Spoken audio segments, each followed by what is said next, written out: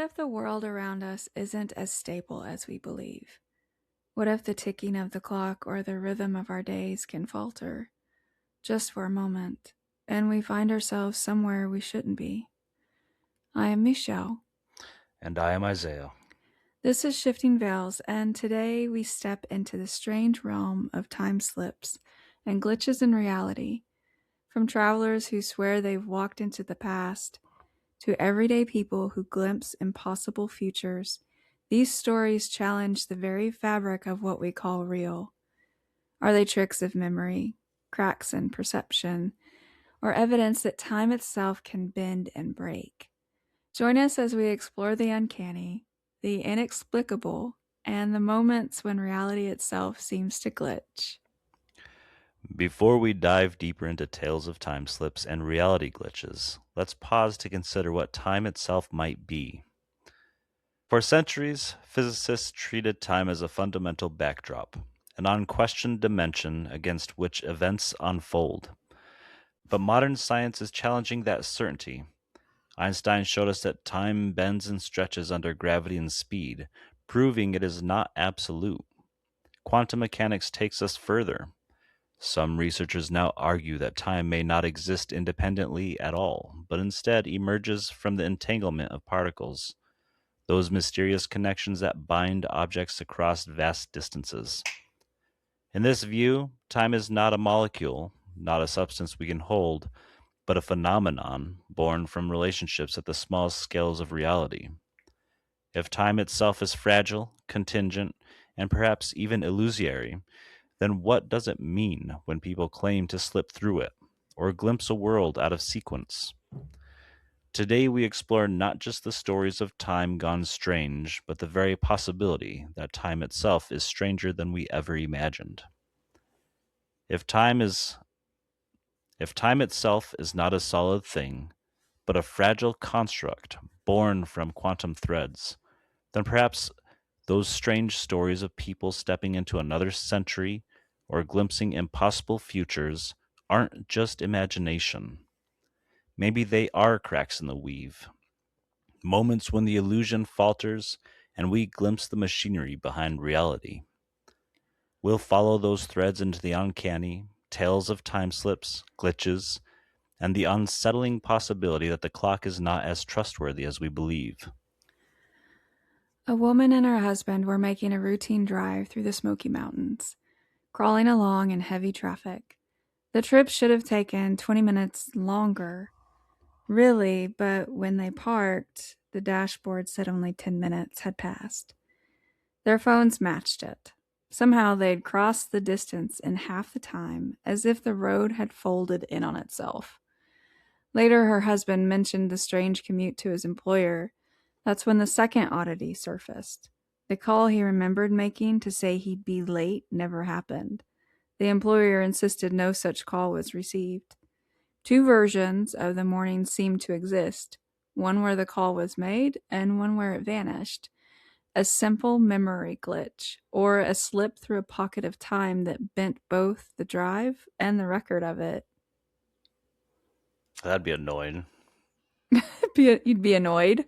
Yeah, calling and saying, "Hey, I'm gonna be late," and then The boss says, no, you boss is didn't. like, "You never called," and it's like, I did. You were there." Yeah, I would trip me out. I'd be like, well, what day am I remembering? I'd be You pissed. know? I would probably quit the job. Oh, You called me a liar? yeah, no, I would be like, man, I must be remembering Monday or It's like something. And I this is put Tuesday. 60 hours a week into this job. I come in on time every morning. I bring coffee and donuts for everybody, and you're gonna tell me I didn't call late? I mean, you weren't late, so it wouldn't be a big deal. But it was like the call you made saying you were going to be late didn't exist, and you weren't late. So, yeah, I don't know. It's the principle. It's the principle. You just don't want to be called a liar, regardless. Not a liar when I'm not a liar. No, I get that. So, sometimes the most violent forces of nature can bend the rhythm of our planet. but only by fractions of a heartbeat. When the ground shakes beneath us, it feels as though the world itself is breaking apart. But earthquakes don't just move stone and soil, they can ripple through the very rhythm of our planet. In 2011, a massive earthquake in Japan shifted the Earth's axis and shortened the length of a day by nearly 2 microseconds. It's imperceptible to us, yet it proves that time is not untouchable. Like a spinning skater pulling in their arms, the Earth's rotation can quicken when its mass is redistributed. So, earthquakes don't speed up time in the way we feel it, but they do bend the clock ever so slightly. A reminder that even the most violent forces of nature can reach into the fabric of reality, altering the heartbeat of the planet itself. One man visited his neurologist's office, a place he knew well, but found it completely empty. No furniture, no signs, no staff. Hours later, the same office called to confirm his appointment, insisting they'd never moved or closed and hadn't seen him at the door.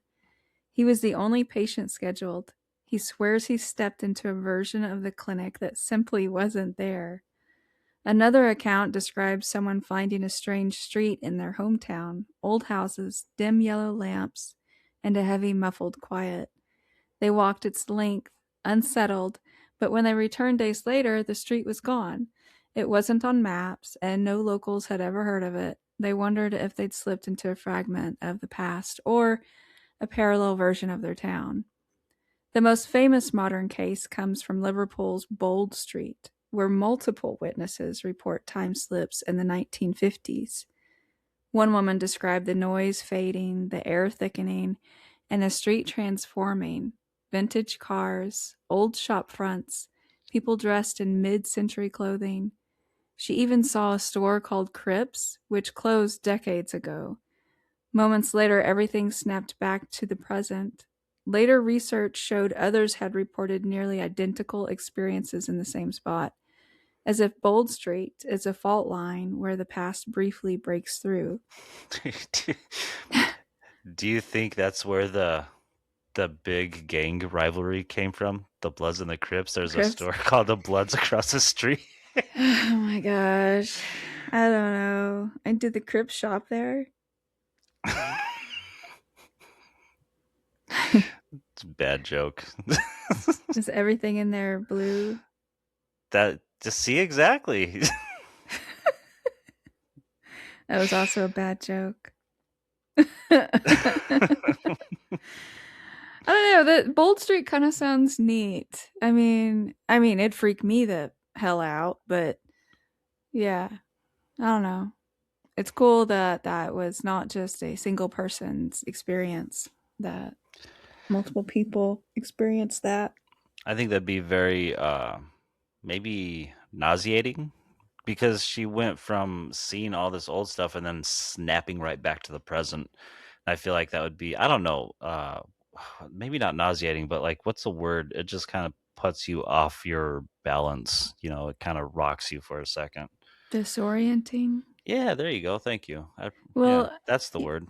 I think whenever you have the experience of like sound kind of fading and the air feeling thicker, these atmospheric changes, it is disorienting. And then Yeah. whenever you try to ground yourself by looking at things around you and they're different, it's got to be otherworldly. I mean, it really has to put you out of place feeling, I'm sure. Yeah, that's true. Why Bold Street? Some paranormal researchers point to ley lines. The old idea Alfred Watkins proposed in the 1920s that ancient sites across Britain align in straight lines. Archaeologists dismiss it as coincidence, but folklore treats ley lines as invisible energy paths where the natural and supernatural overlap. Places like Stonehenge, Avebury, Mm. and Glastonbury are said to sit on major intersections. Liverpool has its own alignments too, and Bold Street lies near a cluster of old churches, burial grounds, and ancient pathways. Some believe these crossings create thin places where time and reality loosen. Bold Street time slip reports share the same details. Sound suddenly goes quiet, the air feels heavy, and people see shops like crypts that no longer exist. Witnesses describe clothing and cars from the 1950s. Paranormal investigators suggest ley lines might act like conduits, distorting perception or even the flow of time, the way magnetic fields can disrupt compasses. Folklore supports the idea Celtic thin places, Norse world tree crossings, and modern stories of portals all echo the same theme. Science, of course, finds no evidence for ley lines or time distortion. Historians call Watkins' lines chance patterns, and psychologists point to memory glitches or deja vu. But the number of similar stories clustered on one street keeps the mystery alive. You've took psychology. Yes, Explain to me how a psychologist would see deja vu. Can you do that for me or I no? can. I Okay. can. Okay. I'm I because I'm experience curious. it. Because I'm curious, like how a person would explain deja vu would because deja vu is like a sense of remembering or a feeling of familiarity in a place Yes. that they don't remember being in before. So I would want to. I was curious if like how a psychologist would Well, I'm not a explain that. psychologist. Well, no, but you jumped into psychology I in don't. college. I don't know if. Jeez, I don't know. I've experienced deja vu. Hmm. I experience deja vu frequently. Um, but I don't really know I, how. I I wasn't think trying to. science would probably just be like, yeah, it's just, yeah, you're forgetting. Yeah. Well, I wasn't trying to blindside you. I was just curious if because that's such a weird thing to say that a psychologist would point to memory glitches or deja vu. Because deja vu doesn't feel like it'd be something that could be described by a psychologist. I feel deja vu is more Right. of a biological sort of thing, I guess. A psychologist, it runs along the line of medical science. That's true. You're right. So, and yeah, Yeah. I don't know. Um, I don't know how a psychologist would explain deja vu. Uh, Deja vu is an interesting subject. It is. I have felt deja vu multiple times, but I never thought about asking a psychologist. Hey, I should ask mine. what's deja vu? There you go. Can you explain to me deja vu? You could get a purely psychologist point of view about it for us. That's it. I'm interviewing her. This this ne- this next appointment is all about her. Yeah. I'm taking a break next week. What's it like being a psychologist to me? Oh, no. I'll ask her that, but I'm not telling you the answer. You don't have to. Nope. I'm 10 years deep with her. I don't think anyone needs to hear what she has to say. Well, you can tell me. I wouldn't mind hearing it, but you don't need to tell everybody else. Nope. That's something I keep for myself. All right. But the number of similar stories clustered on one street keeps the mystery alive. Maybe Bold Street is just a busy road with a legend. Or maybe it's a crossroads, an ancient pathway where the past still brushes against the present. Walk it long enough, and you might feel the hum of the modern world slip, just for a moment. The bringing up of ley lines, I don't understand it completely, but I do believe that they're significant. I Um, mean, you and I have talked about ley lines a little bit before. yeah. Sorry about that noise. Yeah, no, I do believe that they're significant. I don't believe that they're horse shit. I think that they are something. And I think I have one running straight through my house. um but yeah, no, I think I don't know. Maybe it just has to do with like the memory that events leave on the land. I don't really know.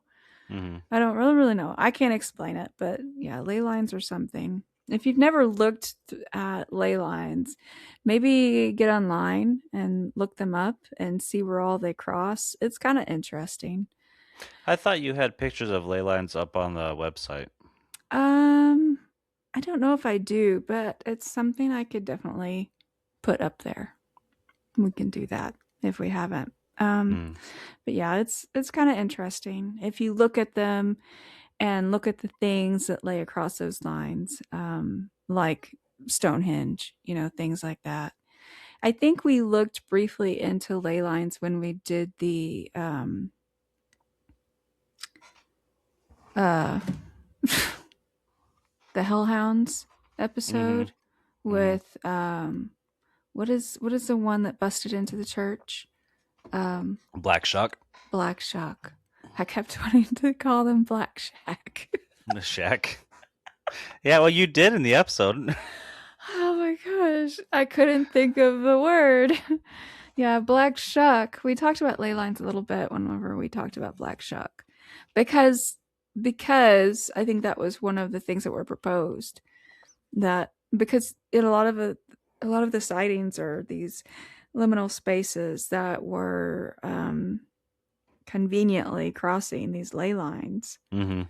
So yeah, I I mean, think. there's a lot of ley lines too. It's not just like eight Oh ley lines that go across the planet or anything either. There are many ley lines. There are some stronger ley lines than other ley lines, but there are ley lines. So yeah. Um, it's interesting for sure. I'll find some photos and do some work on the website so people can see. On a warm August afternoon in 1901, Charlotte Ann Moberly and Eleanor Jourdain, two respected Oxford academics, set out to explore the Palace of Versailles. They were not tourists in the usual sense. Both were intellectuals, principals at St. Hugh's College, Oxford, and accustomed to careful observation. Their visit was meant to be leisurely, a chance to walk the gardens and see the Petit Trianon, the small chateau once favored by Queen Marie Antoinette. As they wandered, however, something strange began to happen. Both women later described a sudden heaviness in the air, a feeling of melancholy that seemed to descend upon them.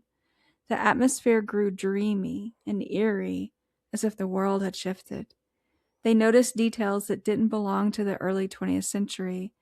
Moberly recalled seeing a woman shaking a white cloth from a window, while Jourdain described an old plow outside a deserted farmhouse. Soon they encountered men in long green coats and tricorn hats, their appearance distinctly 18th century.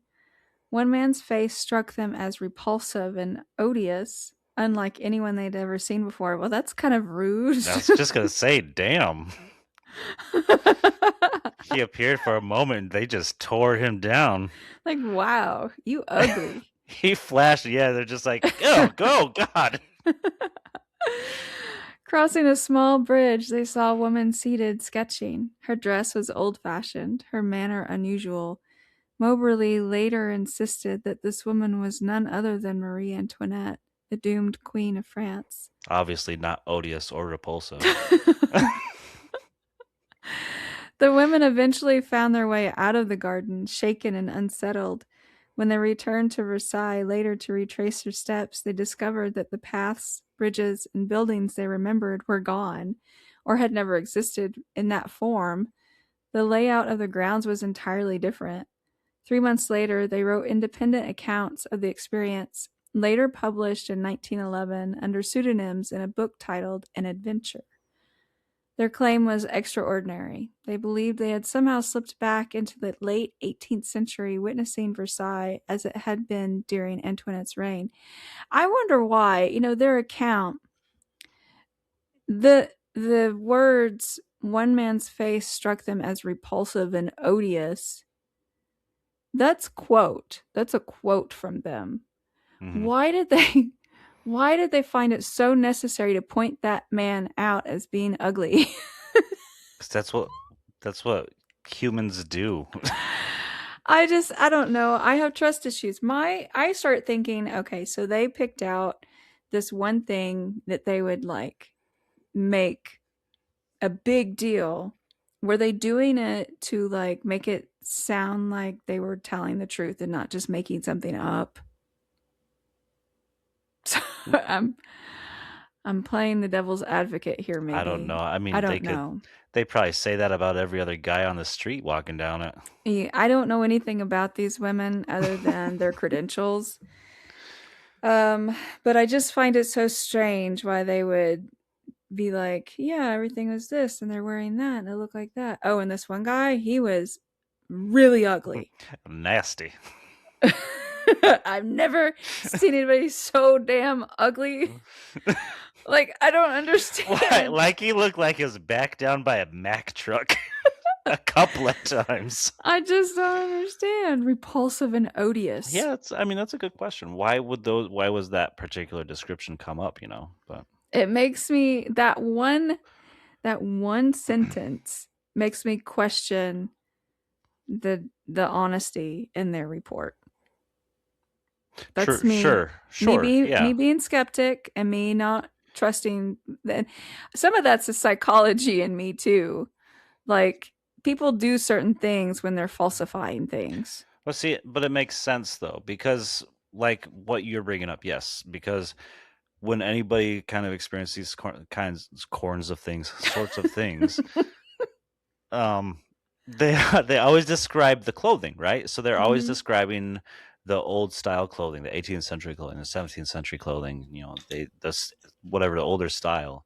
Yeah. Nobody's really like that guy was ugly as fuck. No, Right. they never do that. It makes sense. It She makes had sense. big ears. I saw Marie Antoinette, and it doesn't look like it in the paintings, but she had big ears. Like, Them lobes were drooping. I don't I don't know. I Yeah, don't it yeah. just I don't know. It just feels weird. Maybe I'm just repulsed by their being so judgmental of that one guy. I mean, so he didn't win the face lottery. That's not really his fault, you know. But why do you have to point it out like that? Well, I mean, it could say something about the honesty. It could also say that even in 1901, women were the same way as now, where it's like, God, Ouch. he's so short. That's Ouch. not something they could do about it. Yeah. His I dick don't is so know. small. There's nothing Oh he could do my. about it. Well, they do have surgery for that. Yeah, which could also make it not work anymore. That's fun. Yeah. Not that I It's not looked. funny, but it is. I'm sorry. But see, so I mean that's the idea though, because I mean you can and that goes for anybody, not just women either. You just laughed at the whole situation. Like we all laugh about it. We all make jokes about it, and Mhm. that's sometimes just the way things get described. Yeah, I don't So know. Maybe they were telling the truth. Maybe I'm being judgmental. yeah, maybe you're the dick. Maybe I am. Gosh darn it, I'm sorry, y'all. Not No, she's really. not. No, she's not. No. It was the summer of 1979 when two British couples, Jeff and Pauline Simpson, and Len and Cynthia Gisby. I was going to say it the other way, but it doesn't sound right. Jeff and Pauline Simpson and Len and Cynthia Gisby set out on a driving holiday through France. Their journey was meant to be leisurely, a chance to explore the countryside before heading to Spain. But what they experienced along the way became one of the most enduring mysteries in time slip lore. The couples were traveling together by car, stopping at small inns and hotels along the way. One evening, as dusk fell, they decided to find a place to stay for the night. They left the main road and drove into the countryside, eventually coming across a rustic, old fashioned hotel. The building was unusual. Its architecture seemed dated, with heavy wooden shutters and thick stone walls. Some would say it's repulsive and odious. Inside, the decor was equally antiquated. Simply Simple wooden furniture, no modern amenities, and lighting that seemed dim compared to the fluorescent bulbs of the late 20th century. The staff were polite but oddly dressed. The uniforms looked like something from decades earlier, plain, almost military in style. The guests, too, seemed out of place. One man wore a brown suit with a collarless jacket, something more fitting for the early 1900s than the late 1970s. Dinner was served, but the food was simple, rustic, and inexpensive. The couples were surprised at the low bill, which came to just a few francs, far less than they had paid elsewhere. They shrugged it off, though, thinking they had stumbled upon a charming old fashioned inn. Their rooms were sparse, furnished with heavy wooden beds and thick quilts. There were no telephones, no lifts, and no signs of modern conveniences. Even the windows had shutters instead of glass panes. It felt like stepping back in time, but the couples assumed it was simply a very old hotel that hadn't modernized. They keep just like they keep making it seem like, no, this is okay. This is okay. This is a little weird. No, it's okay. It's okay. The next morning, they paid their bill, again, shockingly cheap, and continued their journey. Days later, as they traveled back through the same region, they decided to stop at the hotel again. But when they reached the spot, the building was gone. In its place was an empty field. Confused, they asked locals about the inn, describing its rustic style and unusual staff. The locals insisted no such hotel had ever existed in the area. Even stranger, when the couples developed their photographs from the trip, the images they had taken of the hotel were missing. Every other photo from their holiday was intact, but the ones of the inn had simply vanished. That's weird. Yeah, but it's okay. Funny how the evidence just disappeared. It's like all of those pictures of Sasquatch taken with a potato. Yeah. I was kind of waiting for them to like come across their money sitting in the dirt or something.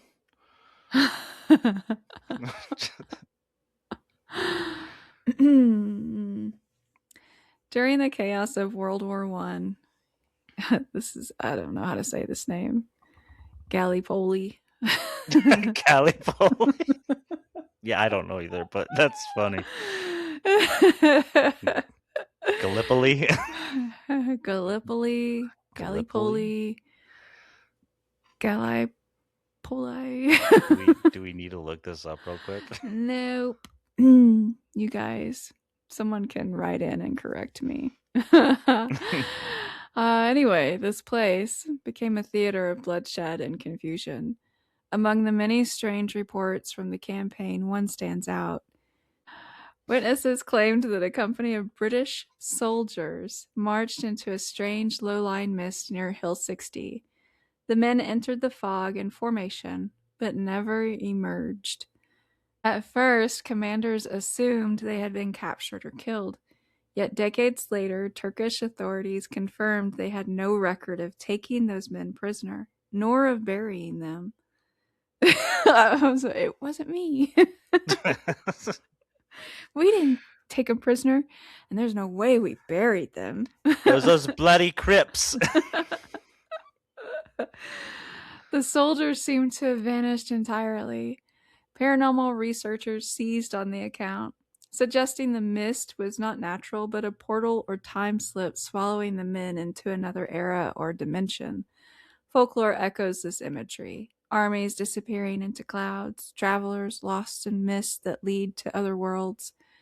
Whether a tragic battlefield confusion or a genuine anomaly, the Gallipoli soldiers remain one of the most chilling wartime mysteries. I'm just making this entire thing a big damn joke. I'm sorry, I just thought it was funny. Like, we didn't bury them. Right, yeah. Wasn't us, no. Wasn't me. It wasn't me. Damn it, Shaggy.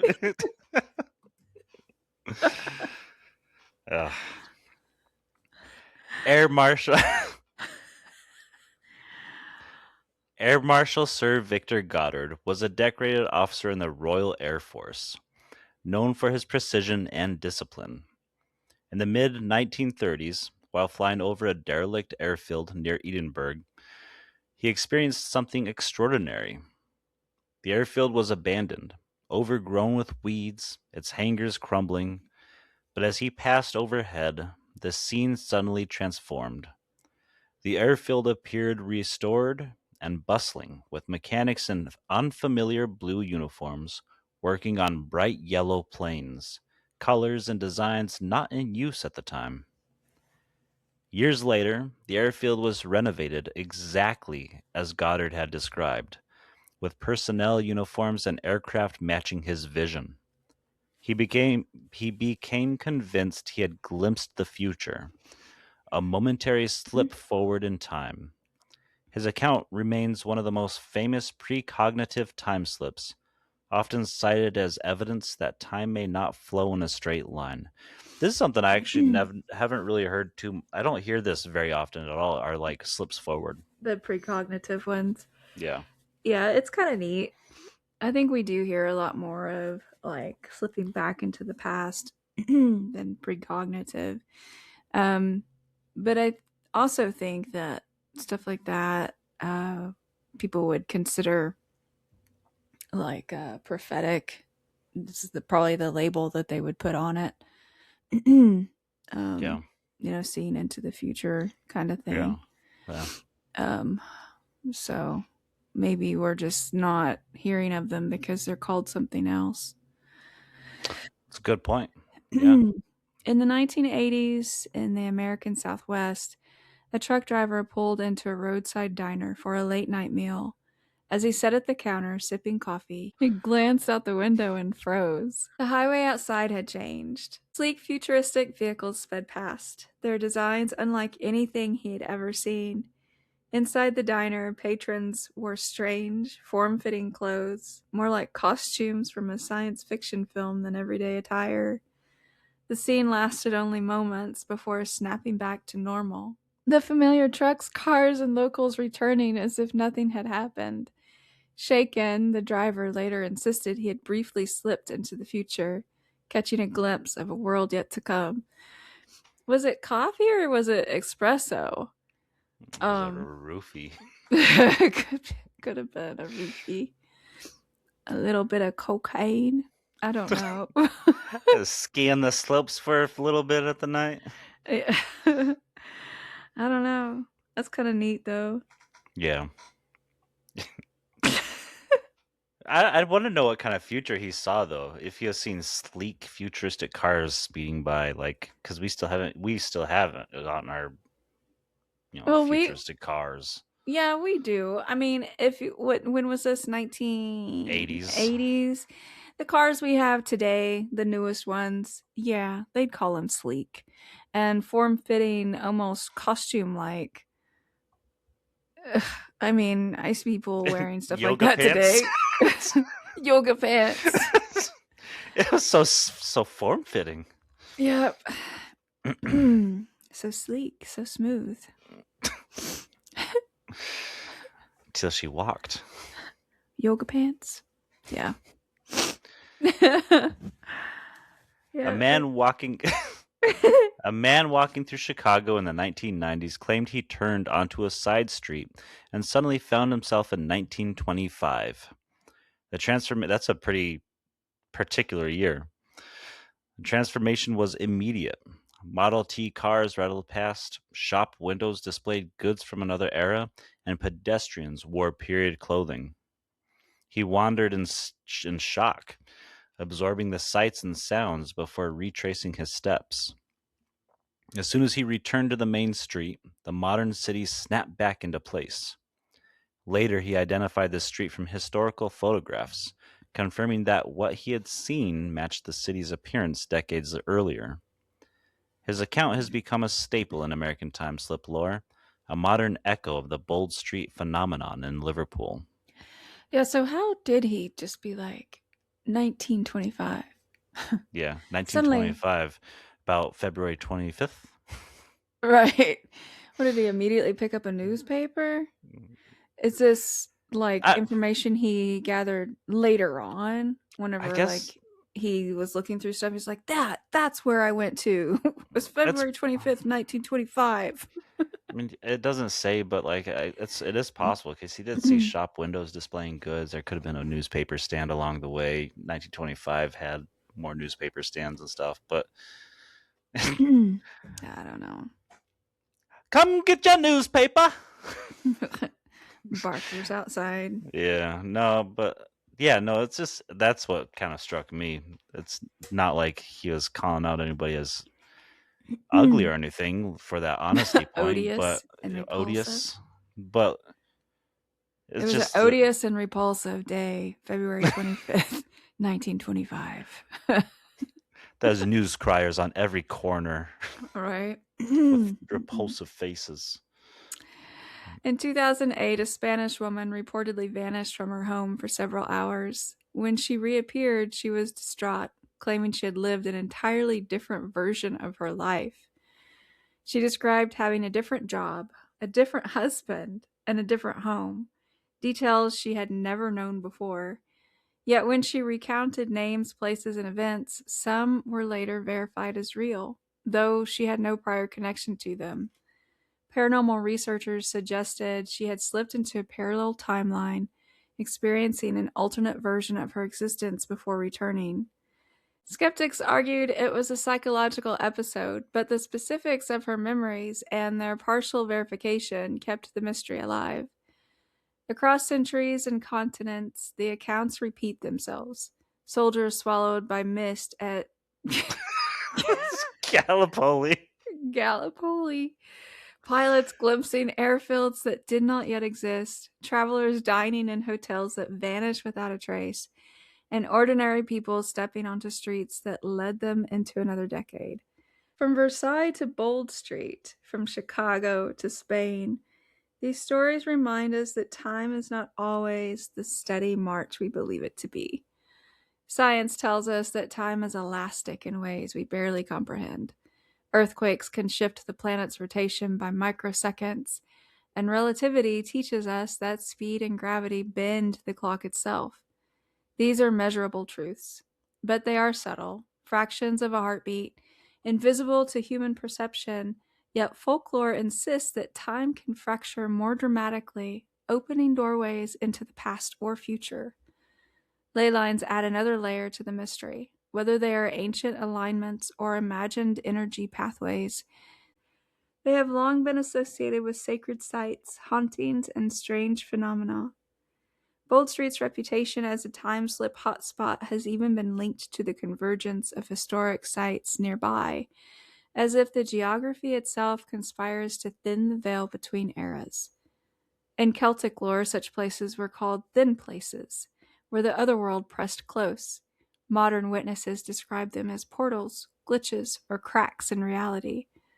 Skeptics argue these are tricks of memory, deja vu, or stress, and perhaps they are. But the persistence of these accounts, their uncanny details, their echoes across cultures, suggests something deeper.